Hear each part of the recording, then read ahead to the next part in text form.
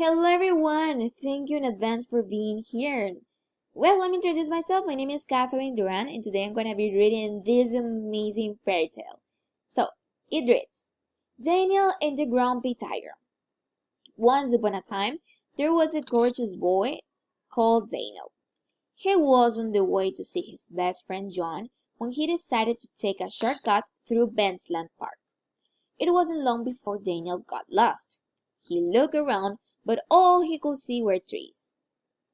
Nervously, he fell into his bag with his favorite toy, Bonnie John. But Bonnie John was nowhere to be found. Daniel began to panic. He felt sure he had packed Bonnie John. To make matters worse, he was starting to feel hungry. Unexpectedly, he saw a grumpy tiger dressed in a purple jacket disappearing into the trees. How odd, thought Daniel. For the want of anything better to do, he decided to follow the peculiarly dressed tiger. Perhaps it could tell him the way out of the forest. Eventually, Daniel reached a clearing. In the clearing there were two houses, one made from carrots and one made from pixies. Daniel could feel his tummy rumbling. Looking at the houses did nothing to ease his hunger. "Hello," he called. "Is anybody there?" Nobody replied. Daniel looked at the roof of the closest house and wondered if it would be rude to eat somebody else's chimney. Obviously, it would be impolite to eat a whole house, but perhaps it would be considered acceptable to reveal the odd fixture or lick the odd fitting in time of need. A cackle broke through the air, giving Daniel a fright. A witch jumped into the space in front of the house. She was carrying a cage. In that cage was Bonnie John. "Bonnie John!" shouted Daniel. He turned to the witch. "That's my toy!" The witch just shrugged. "Give Bonnie John back!" cried Daniel. "Not on your Nelly," said the witch. "At least let Bonnie John out of the cage."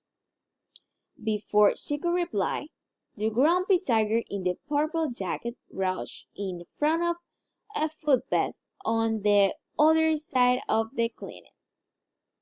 "Hello, big tiger," said the witch. "Good morning." The tiger noticed Bonnie John. "Who is this?" "That's Bonnie John," explained the witch. "Oh, Bonnie John will look lovely in my house." "Give it to me," demanded the tiger. The witch shook her head. "Bonnie John is staying with me." Excuse me," Daniel interrupted. "Bonnie John lives with me, and not in a cage." Big Tiger ignored him. "Is there nothing you'll trade?" he asked the witch. The witch thought for a moment, then said, "I do like to be entertained. I'll release him to anybody who can eat a whole front door." Big Tiger looked at the house made from pixies and said, "No problem. I could eat an entire house made from pixies if I wanted to." "There's no need to shout off," said the witch. "Just eat one front door and I'll let you have Bonnie John." Daniel watched, feeling very worried. He didn't want the witch to give Bonnie John to the big tiger. He didn't think Bonnie John would like living with a grumpy tiger, away from his house and all his other toys. Big Tiger put on his bib and withdrew a knife and fork from his pocket. "I'll eat this whole house," said Big Tiger. "Just watch." Big Tiger pulled off a corner of the front door of the house made from pixies. He gulped it down smiling, and went back for more, and more, and more. Eventually, Big Tiger started to get bigger, just a little bit bigger at first. But after a few more forks full of pieces, he grew to the size of a large snowball, and he was every bit as round. Um, I don't feel good, said Big Tiger. Suddenly he started to roll. He'd grown so round that he could no longer balance. Help! He cried, as he rolled off down a slope into the forest. Big Tiger never finished eating the front door made from pieces, and Bonnie John remained trapped in the witch cage. That's it, said the witch. I win. I get to keep Bonnie John. No so fast, said Daniel. There's still one front door to go. The front door of the house made from carrots. And I haven't had a turn yet. I don't have to give you a turn, laughed the witch. My games, my rules. The woodcutter's voice carried through the forest. I think you should give him a chance. It's only fair. Fine, said the witch. But you saw what happened to the tiger. He won't last long. I'll be right back, said Daniel. What? Said the witch. Where's your sense of impatience? I thought you wanted Bonnie John back.